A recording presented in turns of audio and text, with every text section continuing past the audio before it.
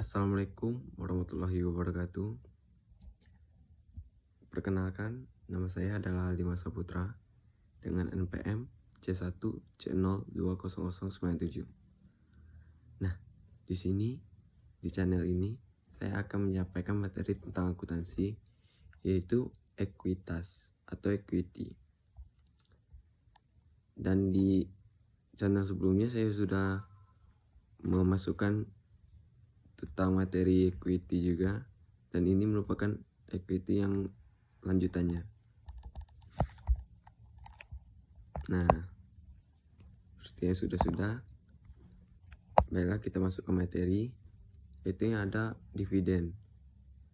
Dividen merupakan bagian dari ekuitas. Nah, dividen ini bagian laba yang dibagikan kepada pemegang saham. Kebijakan dividen yakni ada berapa besar dividen yang harus dibayarkan oleh perusahaan kepada para pemegang saham.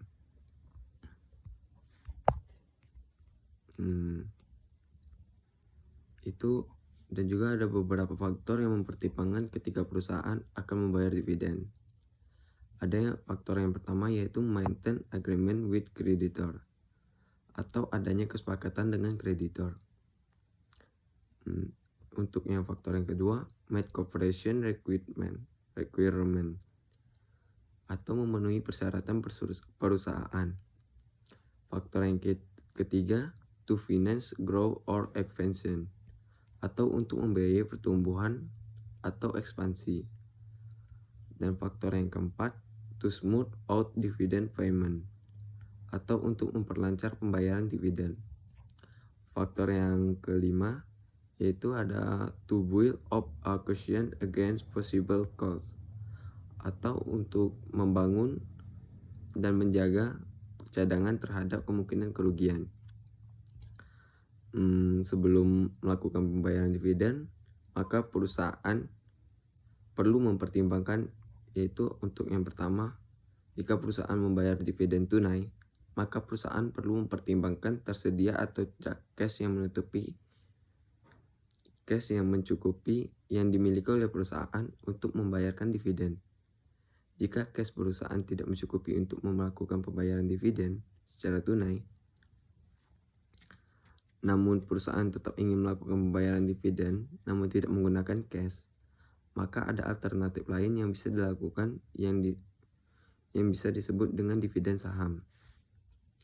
Untuk yang kedua, perusahaan juga harus memperhatikan kondisi keuangan perusahaan. Jangan sampai nanti ketika periode-periode berikutnya terjadi masalah. Jadi, perusahaan harus memperhatikan kondisi keuangan perusahaan agar di periode-periode berikutnya perusahaan tetap bisa melakukan pembayaran dividen dengan lancar. Jadi kita bakal masuk ke jenis dividen. Itu ada yang pertama, cash dividend atau dividen tunai, yaitu dividen yang dibayarkan perusahaan dalam bentuk uang cash. Nah, di jenis dividen yang kedua yaitu ada property dividend atau dividen property, yaitu yang dibayarkan perusahaan dalam bentuk aset lain selain cash, misalnya dalam bentuk properti, investasi, maupun dalam bentuk wesel. Nah, itu jenis dividen yang ketiga yaitu liquidating dividend atau likuidasi dividen, yaitu ketika jumlah dividen yang dibayarkan oleh perusahaan jumlahnya lebih besar dibandingkan saldo laba yang dimiliki oleh perusahaan, sehingga sisa dari dividen itu diambil dari bagian ekuitas yang lain. Nah, jenis dividen yang keempat yaitu share dividend, yaitu dividen yang dibayarkan perusahaan dalam bentuk saham. Pembagian dividen ini dibayarkan secara proporsional sesuai dengan persentase kepemilikan sahamnya. Semua dividen kecuali share dividen akan menjadikan total ekuitas suatu perusahaan turun, sedangkan share dividen itu menjadikan total ekuitas perusahaan tetap. Kita masuk ke dividen preference atau dividen istimewa. Keistimewaan yang dimiliki dividen preference ini yaitu yang pertama ada mendapatkan hak menerima dividen dibandingkan dengan pemegang saham biasa.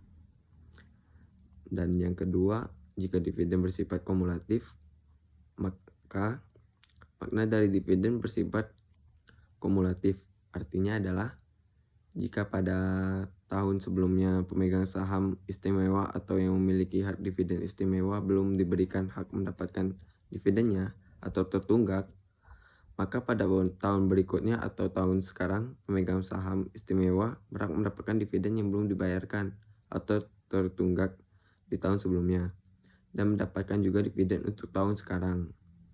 Jika ada dua pembayaran dividen yang akan diterima diskon, jadi ada dua dividen yang pembayaran dividen yang akan diterima di tahun sekarang. Yang pertama itu di tahun sebelumnya dan yang kedua ada di tahun sekarang. Yang ketiga, keistimewaan yang dimiliki dividen preference. Perusahaan bersifat non-kumulatif, maka dividen yang didapatkan hanya dividen di tahun sekarang.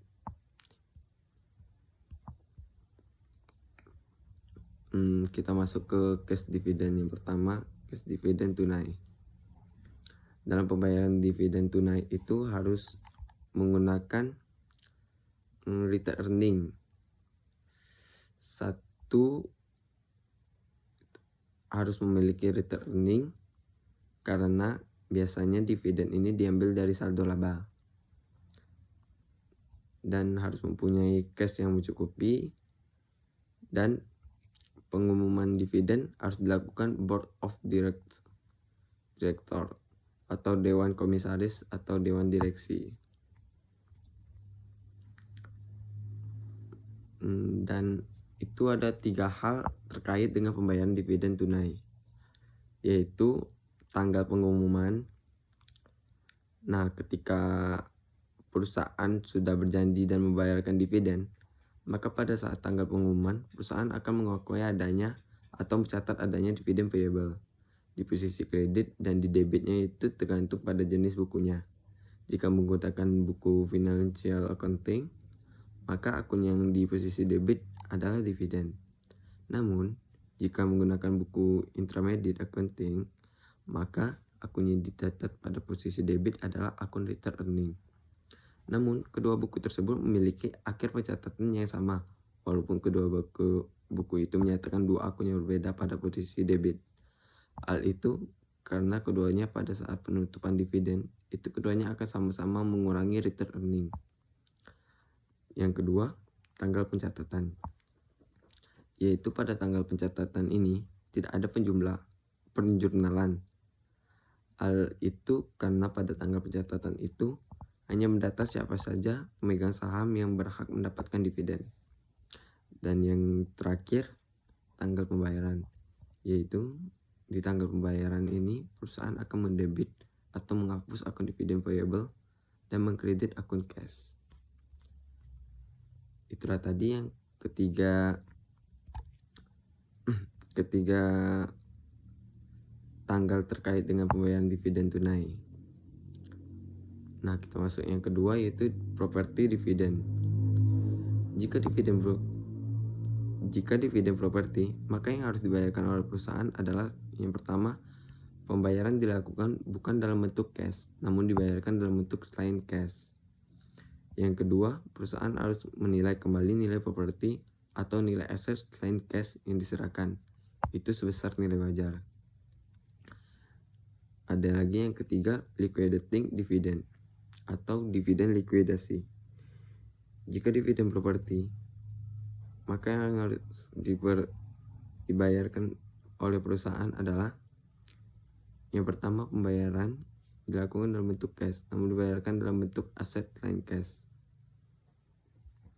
Perusahaan harus menilai kembali nilai properti atau nilai aset selain cash yang diserahkan itu sebesar nilai wajar. Dan yang keempat, ada share dividend atau dividen saham, yaitu dividen yang dibagikan oleh perusahaan kepada para pemegang saham itu dalam bentuk saham. Alasan perusahaan membagikan dividen saham itu ada yang pertama, perusahaan ingin tetap memuaskan para pemegang saham ketika perusahaan tidak memiliki cash yang mencukupi. Dan yang kedua, dapat meningkatkan kemampuan harga pasar dari sahamnya perusahaan. Dan yang ketiga, agar pemegang saham secara permanen menginvestasikan kembali atau terus berinvestasi ke dalam perusahaan. Ada 2 kelompok untuk kategori share dividend.